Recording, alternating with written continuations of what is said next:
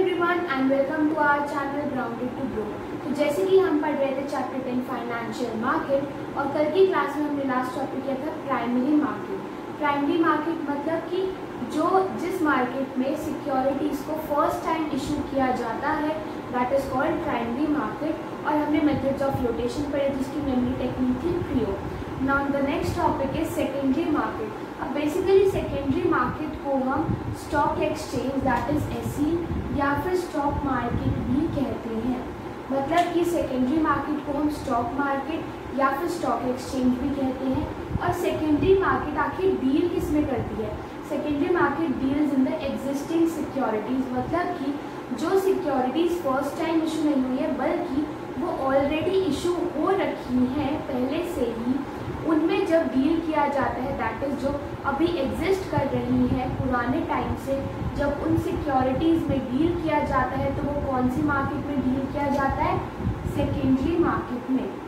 मतलब कि the securities other than those which are issued for the first time are dealt in secondary market. अब secondary market basically उसको क्या help करती है? It provides liquidity and marketability to securities. मैंने आपको बताया कि जैसे हमने शेयर्स परचेज किए एक कंपनी के, लाइक सपोजिंगली एक एक्स कंपनी थी, उसके मैंने शेयर्स परचेज किए। शेयर्स परचेज किए तो मतलब कि वो पैसा मुझे तभी वापस मिलेगा जब वो कंपनी ख़त्म हो जाएगी या वो कंपनी डिसोल्यूट हो जाएगी, राइट। लेकिन अगर मुझे बीच में ही अपने पैसे वापस चाहिए कि मुझे अब इस कंपनी में इन्वेस्ट नहीं करना, तो क्या मुझे वो पैसे मिल पाते? नहीं मिल पाते। लेकिन ये पॉसिबल हो पाया सेकेंडरी मार्केट की वजह से, जहाँ पे मैं एग्जिस्टिंग सिक्योरिटीज़ में डील करती हूँ। मतलब कि जो सिक्योरिटी जो शेयर्स मैंने खरीद रखे थे ऑलरेडी, वो मैं किसी और को बेच दूँ तो मैं अपने पैसे वहाँ से रिकवर कर पाऊँगी। तो अगर मैं अपने पैसे को, अगर मैं अपनी सिक्योरिटीज़ या जो शेयर्स थे उनको कैश में कन्वर्ट कर पा रही हूँ दैट इज़ कॉल्ड लिक्विडिटी। मतलब कि जो मेरे शेयर्स हैं वो लिक्विड इन नेचर है, वो जल्दी कैश में कन्वर्ट हो जाते हैं। So that's why secondary market provides liquidity and marketability का मतलब कि उन सिक्योरिटीज़ की एक मार्केट में वैल्यू हो जाती है due to demand and supply of दो securities in the secondary market. तो सेकेंडरी मार्केट क्या करती है? सिक्योरिटीज़ यानी कि जो एग्जिस्टिंग सिक्योरिटीज़ हैं उनको लिक्विडिटी प्रोवाइड करती है और साथ ही साथ मार्केटेबिलिटी भी देती है। Now the next point is it contributes to growth. Contributes to growth को आप कैसे समझोगे कि बेसिकली जो सेविंग्स हमारे पास हाउस होल्ड्स के पास थी, उन्होंने जब उसे किसी फर्म में लगाया तो वो जो फर्म है वो उसे प्रोडक्टिव वे में यूज़ करेगी ताकि वो ग्रो कर सके। So that's why secondary market में जो हम सिक्योरिटीज़ डील करते हैं उसमें भी सेविंग्स का ट्रांसफर ट्रांजैक्शन होती है। So that's why secondary market also contributes to growth. Next point is it helps the existing investors to disinvest and new investors enter. मतलब कि secondary market में क्या होता है कि जो already investors हैं अगर उनका मन नहीं है उस कंपनी में और इन्वेस्ट करने का या फिर वो अपने शेयर्स एक कंपनी से विड्रॉ करना चाहते हैं, so that is called disinvestment. मतलब कि जो उन्होंने इन्वेस्टमेंट की हुई है उसको वापस निकाल लेना इज कॉल्ड डिसइन्वेस्टमेंट। तो सेकेंडरी मार्केट की वजह से ये पॉसिबल हो पाता है कि जो एग्जिस्टिंग इन्वेस्टर्स हैं वो डिसइन्वेस्ट कर सकें और जो न्यू इन्वेस्टर्स उस कंपनी में इंटरेस्टेड हैं वो इन्वेस्ट कर सके। और इसी पॉइंट की वजह से सेकेंडरी मार्केट को the market of disinvestment and re investment भी कहा जाता है। Market of disinvestment and re investment, right.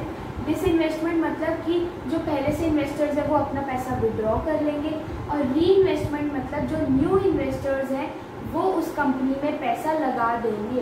तो ये कब पॉसिबल होता है? जब सेकेंडरी मार्केट होती है, क्योंकि प्राइमरी मार्केट में तो ये पॉसिबल ही नहीं है क्योंकि उन्होंने जब इशू ही पहली बार के लिए की है तो उनके एग्जिस्टिंग इन्वेस्टर्स हो ही नहीं सकते।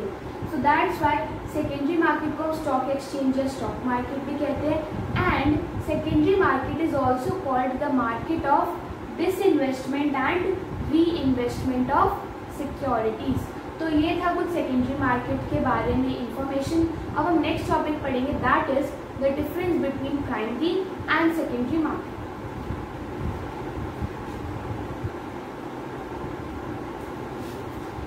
Now the next topic is difference between primary market and secondary market. तो चलिए स्टार्ट करते हैं। फर्स्ट इज मीनिंग मैंने बताया कि प्राइमरी मार्केट में जो सिक्योरिटीज फर्स्ट टाइम डील होती है, जो एक कंपनी इशू करती है, मतलब कि securities which are sold by the companies for the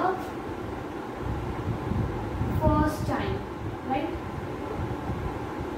primary market में उन सिक्योरिटीज को हम डील करते हैं जो एक कंपनी सेल करती है या इशू करती है for the first time. Secondary market में हम क्या करते हैं, सिक्योरिटीज को लेकर ट्रेड करते हैं। लाइक ऑलरेडी जो एग्जिस्टिंग सिक्योरिटीज थी उसको लेकर हम ट्रेड करते हैं, एक को बेच दी, दूसरे ने तीसरे को बेच दी। So that is what we call trading of securities in secondary market. Next is sold. अब बेसिकली प्राइमरी मार्केट में कौन सेल करता है या फिर किसके बीच में ट्रांजैक्शंस होती हैं। प्राइमरी मार्केट में जो कंपनी है, कंपनी इशू करेगी, तो मतलब कि कंपनी डायरेक्टली इन्वेस्टर्स को सिक्योरिटीज़ को सेल करती है। लेकिन सिक्योरिटी या सेकेंडरी मार्केट में क्या होता है कि बेसिकली जो दो इन्वेस्टर्स होते हैं उनके बीच में ट्रेडिंग होती है। मतलब कि यहाँ पे तो सपोज एक एक्स कंपनी थी, उसने अपने शेयर्स इशू किए, तो वो डायरेक्टली अपने इन्वेस्टर्स को सेल ऑफ कर देगी सिक्योरिटीज़। लेकिन सेकेंडरी मार्केट में क्या होता है कि बेसिकली जो कंपनी थी उसने जो फर्स्ट टाइम शेयर्स इशू किए होंगे उसने तो इन्वेस्टर्स को बेच दिए। लाइक सपोजिंगली एक कंपनी थी, उसने अपने एक इन्वेस्टर को बेच दिए, ए इन्वेस्टर को अपने शेयर्स बेच दिए। तो अब ये जो ए इन्वेस्टर था थोड़े टाइम बाद, लाइक 2 to 3 years के बाद इसका मन किया कि नहीं यार, मुझे इस कंपनी में इन्वेस्ट नहीं करना, मुझे दूसरी कंपनी में इन्वेस्ट करना है। तो जब ये जो ए इन्वेस्टर है ये किसी और इन्वेस्टर को ढूंढ के उसे सिक्योरिटी सेल करेगा, so that is what is a part of secondary market. तो हम कह सकते हैं कि सेकेंडरी मार्केट में जो ट्रांजैक्शन है वो किसके बीच में होती है, between the investors. Okay, now the next point is price. मतलब कि प्राइमरी मार्केट में जो सिक्योरिटीज आती है उनका प्राइस कैसे डिटरमाइन होता है, और जो सेकेंडरी मार्केट में सिक्योरिटीज आती है उनका प्राइस कैसे डिटरमाइन होता है। बेसिकली प्राइमरी मार्केट में फर्स्ट टाइम इशू हो रही है सिक्योरिटी जो कंपनी कर रही है, तो इसीलिए प्राइमरी मार्केट में जो सिक्योरिटीज आती हैं उनका प्राइस भी मैनेजमेंट और जो कंपनी इशू कर रही है वो ही डिसाइड करती है कि हमें इस रेट पे अपनी सिक्योरिटीज़ को सेल करना है।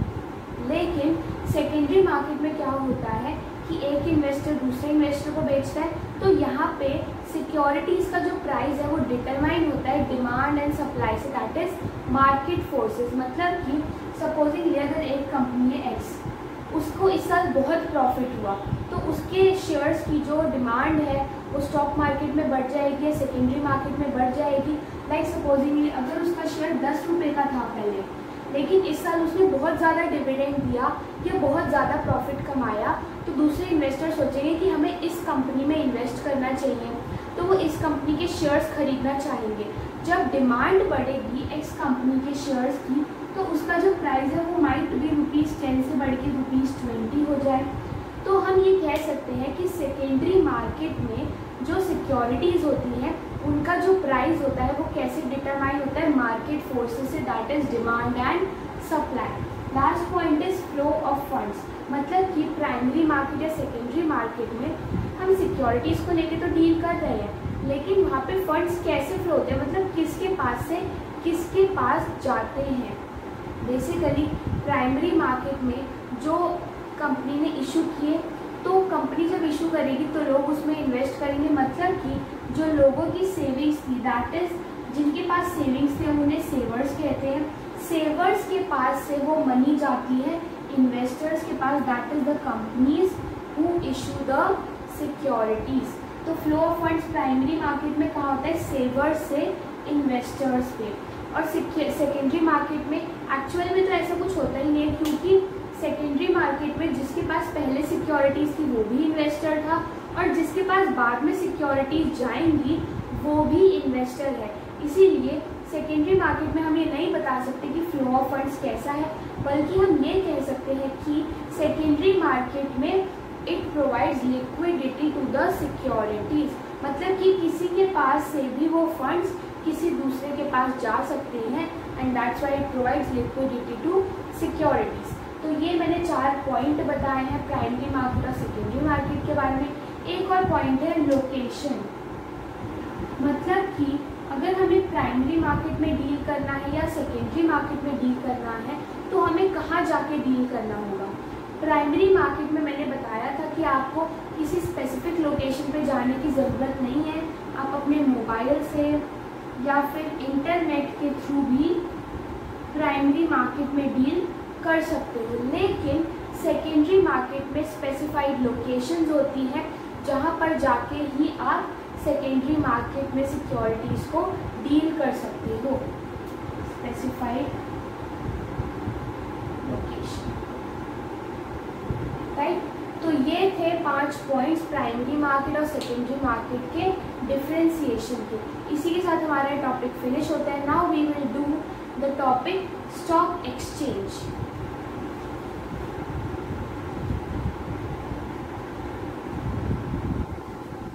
Now the next topic is stock exchange. Stock exchange मैंने बताया था कि हम स्टॉक एक्सचेंज क्या होता है, बेसिकली सेकेंडरी मार्केट, मतलब कि जहाँ पे हम ट्रेडिंग एंड सिक्योरिटीज या फिर ट्रेडिंग ऑफ सिक्योरिटीज करते हैं उसे हम बोलते हैं सेकेंडरी मार्केट या फिर stock exchange.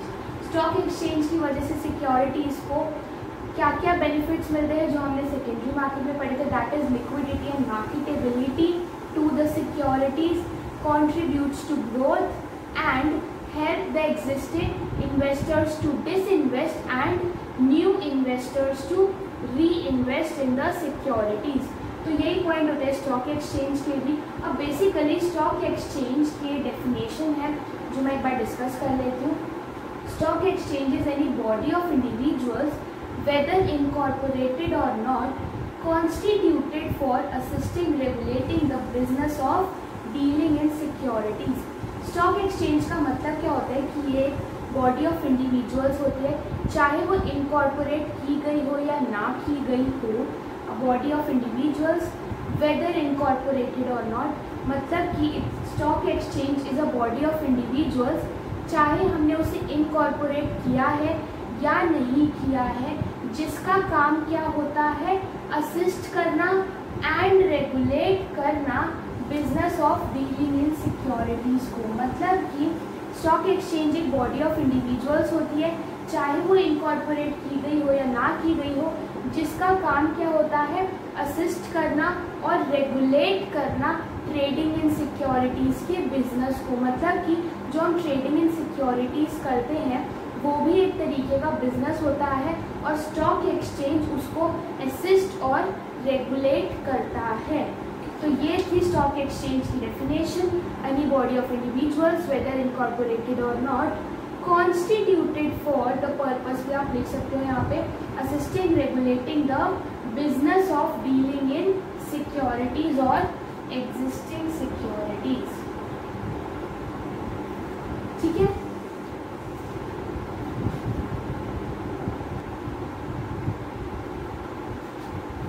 Now the next topic is functions of stock exchange. मतलब कि स्टॉक एक्सचेंज क्या क्या फंक्शंस परफॉर्म करता है, उसके लिए मैंने मेमोरी टेक्निक लिखी है, दैट इज एल्प्स। इसको आप एल्प्स से रिजेंबल कर सकते हो, जैसे कि Alps is one of the highest peaks, तो वैसे ही अगर स्टॉक एक्सचेंज ढंग से परफॉर्म करे तो वो एल्प्स जितना ऊंचा उठ सकता है। ओके, तो ये मैंने इसके पॉइंट्स लिख दिए। ई से है इकोनॉमिक ग्रोथ। अब बेसिकली इकोनॉमिक ग्रोथ कैसे होगी, फंक्शंस ऑफ स्टॉक एक्सचेंज, मतलब स्टॉक एक्सचेंज कैसे ग्रोथ को प्रमोट करेगा। बेसिकली हमने ये पढ़ा है कि जो सेकेंडरी मार्केट होती है या जो प्राइमरी मार्केट होती है उसमें क्या होता है कि जो सेविंग्स होती हैं हाउस होल्ड्स की, बिजनेसेस की, वो जाती है इन्वेस्टर्स के पास या फर्म्स के पास ताकि वो उनको मोस्ट प्रोडक्टिव वे में यूज़ कर सकें। राइट, ये हमने पढ़ा है। तो अगर जो आइडियल सेविंग्स पढ़ी है हम उनको प्रोडक्टिव वे में यूज़ करें so that will contribute to economic growth. और एक इसके वजह से पॉसिबल हो पाता है स्टॉक एक्सचेंज या सेकेंडरी मार्केट की वजह से। Now the next point is liquidity and marketability to existing securities. ये पॉइंट मैंने आपको सेकेंडरी मार्केट जब मैं पढ़ा रही थी तब भी मैंने बताया था कि सिक्योरिटीज़ में जब अगर जल्दी जल्दी डील कर सकते हैं तो उनको लिक्विडिटी और मार्केटेबिलिटी मिलती है। नेक्स्ट है pricing of securities. Basically stock exchange में जो सिक्योरिटीज़ हैं उनका प्राइस भी डिटरमाइन करने में हेल्प करता है। अब वो कैसे हेल्प करता है? By demand and supply, right. Supposingly अगर अचानक से एक कंपनी के शेयर्स की वैल्यू या डिमांड बहुत ज़्यादा बढ़ गई तो उसका प्राइस भी बढ़ जाएगा, लेकिन अगर उसकी डिमांड कम हो गई उसके शेयर्स की तो उसका प्राइस भी घट जाएगा। तो ये सब कौन हेल्प करता है? Stock exchange in the pricing of securities by market forces, that is demand and supply. Now ऐसे हैं हमारे पास 3 पॉइंट, अभी मैंने क्यू पे लिखा है, वहाँ पे देख सकते हो। Fourth is safety of transactions. Safety of transactions का मतलब क्या होता है कि बेसिकली जो स्टॉक एक्सचेंजेस होते हैं ये मेंबरशिप्स देते हैं, राइट। मेंबरशिप्स, जो स्टॉक एक्सचेंजेस होते हैं ये मेंबरशिप्स देते हैं। अगर आप इन स्टॉक एक्सचेंजेस में मेंबरशिप ले लेते हो तो अगर आप किसी भी कंपनी के साथ या किसी भी इन्वेस्टर के साथ डील करते हो तो ये जो स्टॉक एक्सचेंज है ये इंश्योर करता है कि जो आप ट्रांजैक्शन कर रहे हो वो फेयर हो एंड सेफ इनफ हो, मतलब कि आपको बाद में ऐसा ना लगे कि आपको चीट किया गया है या आपके साथ कोई अनफेयर प्रैक्टिस हुई है।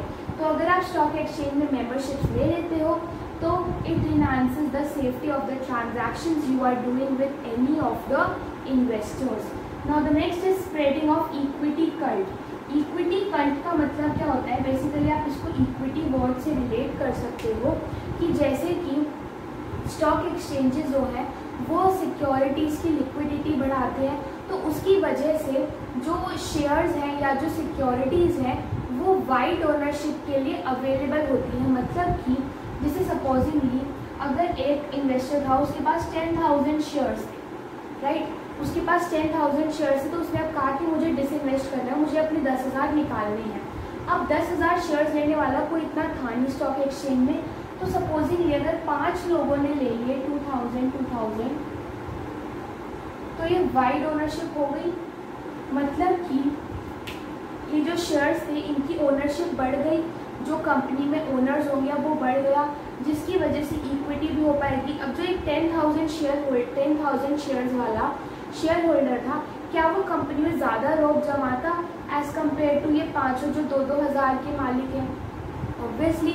सो इसीलिए स्प्रेडिंग ऑफ इक्विटी भी पॉसिबल हो पाती है due to trading of securities. या फिर आप ये भी कह सकते हो कि स्टॉक एक्सचेंज ये भी इंश्योर करता है कि जितनी भी ट्रांजैक्शंस हो वो इक्विटी पे हो, मतलब कि कोई भी अनफेयर प्रैक्टिस ना हो या किसी के साथ डिस्क्रिमिनेशन ना हो and all that. Last point is scope of for speculation.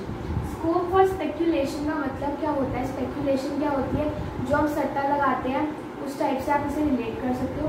Scope for speculation का मतलब होता है कि बेसिकली स्टॉक एक्सचेंज में जैसे सपोजिंगली अगर अभी एक कंपनी जो है एक्स कंपनी, उसका शेयर ₹10 का है, राइट। और मुझे ऐसा लगा एज ए इन्वेस्टर कि यार मुझे लग रहा है इस कंपनी के शेयर में ना पक्का उछाल आएगा, थोड़े टाइम में इसके शेयर्स अराउंड ₹30 के हो जाएंगे, ₹30 पर शेयर। तो मैं ऐसा करता हूँ कि अभी ना इस कंपनी के थोड़े से शेयर्स खरीद लेता हूँ और फिर जब भी इसके शेयर्स महंगे हो जाएंगे ना तब मैं इन्हें बेच दूंगा ताकि मुझे प्रॉफिट हो जाए। So that is what we call speculation.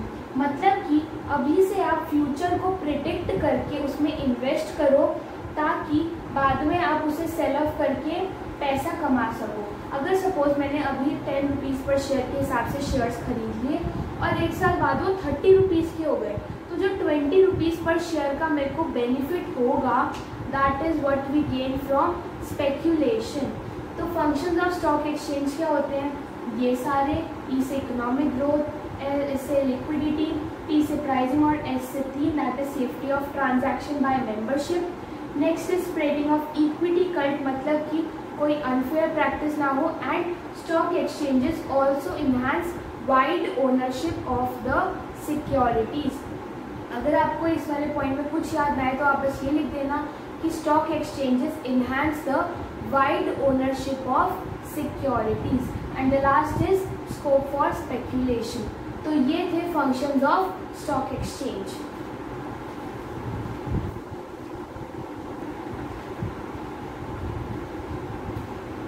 Now the next topic is trading procedure of stock exchange. मतलब कि अगर हमें स्टॉक एक्सचेंज में डील करना है तो उसके लिए हमें क्या प्रोसीजर फॉलो करना होता है, ये मैंने शॉर्ट में इसके 10 पॉइंट्स लिख दिए हैं जो इसके पूरे प्रोसीजर के हैं।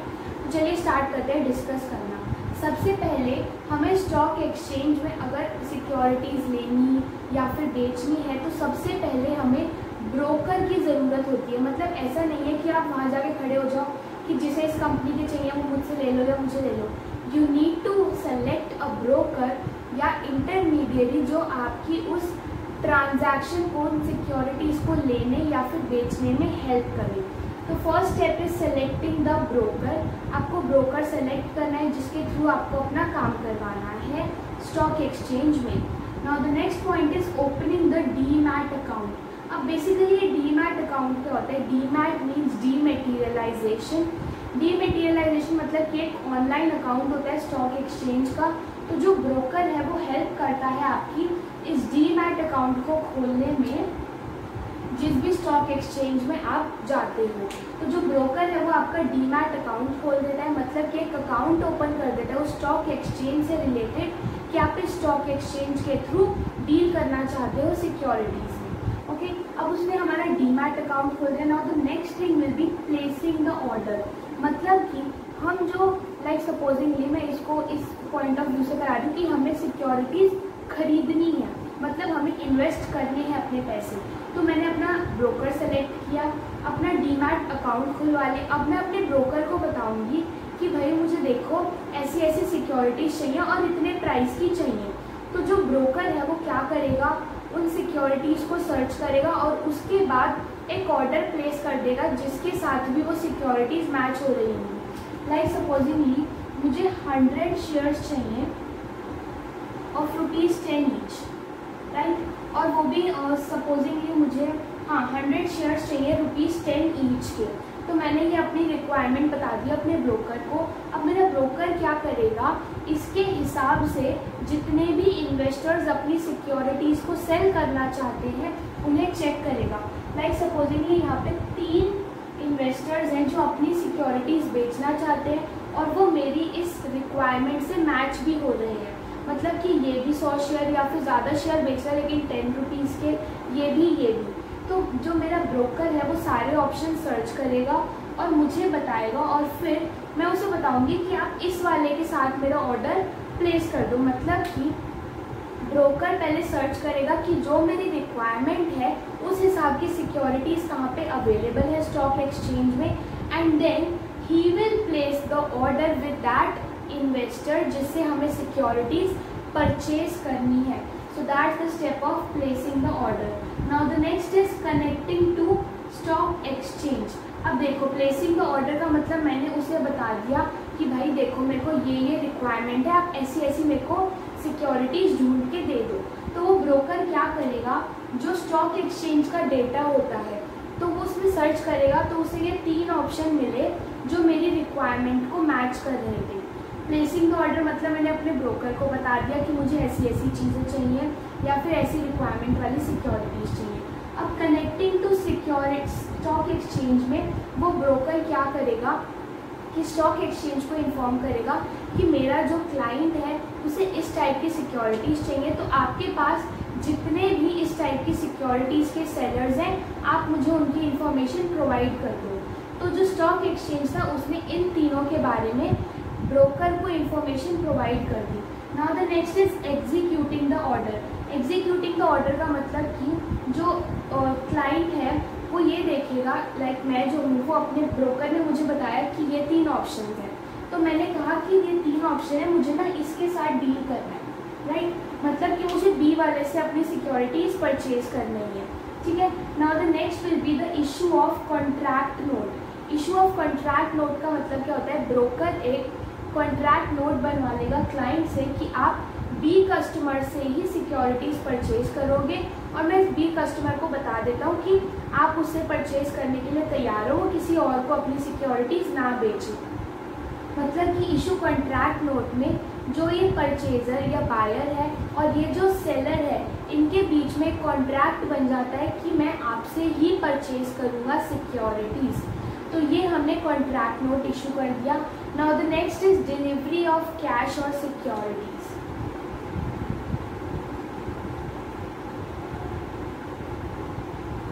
Delivery of cash and securities का मतलब हमने ये डिसाइड कर लिया हमें किसके साथ अपनी ट्रांजैक्शन करनी है या फिर किसके साथ हमें ऑर्डर हमने किसको दिया है और हमें किससे सिक्योरिटीज चाहिए, और उसके साथ हमने कॉन्ट्रैक्ट नोट भी बना लिया। अब जो सेलर है वो बायर को कहेगा कि आप मुझे कुछ पैसे दो तभी तो मैं आपको अपनी सिक्योरिटीज़ बेचूंगा ना। तो जो इसमें क्या होता है, delivery of cash and securities, मतलब कि जो बायर है वो कैश या फिर जो सिक्योरिटीज़ हैं वो सेलर को सेंड करने के लिए, डिलीवरी के लिए भेज देता है। एंड दिस इज कॉल्ड पे इन डे। पे इन डे का मतलब क्या होता है कि जिस दिन जो बायर है वो कैश या सिक्योरिटीज़ को भेजने के लिए तैयार हो जाता है या वो भेज देता है, दैट डे इज कॉल्ड पे इन डे। मतलब कि जब हम उन सिक्योरिटीज़ को परचेज करने की पेमेंट करते हैं, दैट डे इज कॉल्ड पे इन डे। अब हमने पेमेंट कर दी तो अब हमें ऑब्वियसली उसके थ्रू सिक्योरिटीज़ आने का इंतज़ार होगा। तो जो वो इंतज़ार है उस टाइम इंटरवल को कहते हैं T+2 डेज। मतलब कि जिस दिन हमने पेमेंट की +2 डेज, यानी कि अगर मैंने सपोजिंगली 5 जून को मैंने पेमेंट की तो 5 जून प्लस 5 जून देन 6 जून देन 7 जून, मतलब कि मैं 7 जून के एंड तक अपने जो सेलर जिससे मैंने ऑर्डर प्लेस किया था उसका फीडबैक आने का या उसका रिप्लाई आने का इंतज़ार करूँगी। पहले मैंने क्या किया, अपनी पेमेंट कर दी, दैट इज़ कॉल्ड पे इन डे। और फिर मैं max to max T+2 days तक वेट करूँगी। मतलब टुडे जिस दिन मैंने पेमेंट की या फिर पे इन डे +2 मोर डेज तक मैं वेट करूँगी अपने जिससे मुझे परचेज करनी है सिक्योरिटीज़ उसका। फिर उसके बाद क्या होता है कि जिससे मैंने अपना ऑर्डर प्लेस किया है, दैट इज़ बी, वो मुझे जब सिक्योरिटीज़ डिलीवर करेगा, दैट इज़ कॉल्ड पे आउट डे, राइट। पे आउट डे मतलब कि पहले मैंने जब उसे पेमेंट की, दैट इज़ कॉल्ड पे इन डे। फिर मैं मैक्स टू मैक्स 2 डेज तक वेट करूँगी एंड देन जब वो मुझे सिक्योरिटीज़ डिलीवर करेगा तो उसे हम कहेंगे पे आउट डे। और जब वो हमें सिक्योरिटीज़ वहाँ से भेज देगा और जब वो हमारे पास पहुँच जाएंगी, that would be the last step, that is delivery of security. एक बार फिर से मैं पूरा प्रोसीजर डिस्कस कर देती हूँ। सबसे पहले हम ये सेलेक्ट करेंगे कि हमें किस ब्रोकर के थ्रू काम करवाना है। फिर हम डीमैट अकाउंट खुलवाएंगे एक स्पेसिफिक स्टॉक एक्सचेंज में। फिर हम अपना ऑर्डर प्लेस करेंगे कि भाई हमें ऐसी ऐसी रिक्वायरमेंट की सिक्योरिटीज़ चाहिए।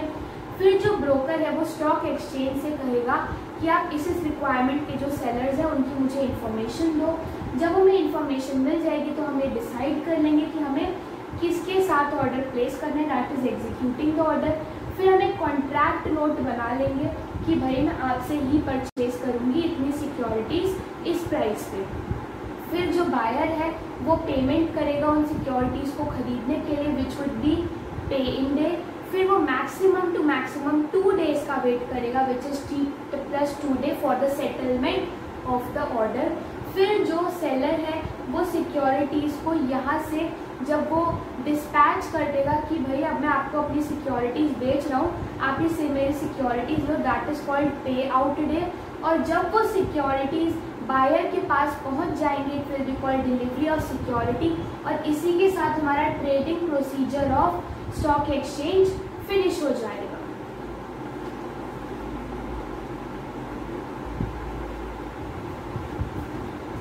तो इसी के साथ मैं आज की क्लास खत्म करती हूँ। आज की क्लास में हमने पढ़ा सेकेंडरी मार्केट क्या होती है, सेकेंडरी मार्केट और प्राइमरी मार्केट के बीच का डिफरेंस, एंड देन हमने पढ़ा स्टॉक एक्सचेंज क्या होता है, उसके फंक्शंस क्या होते हैं, और फिर हमने पढ़ा trading procedure of stock exchange. Do like our video and subscribe to our channel Grounded to Grow for more related videos. Thank you.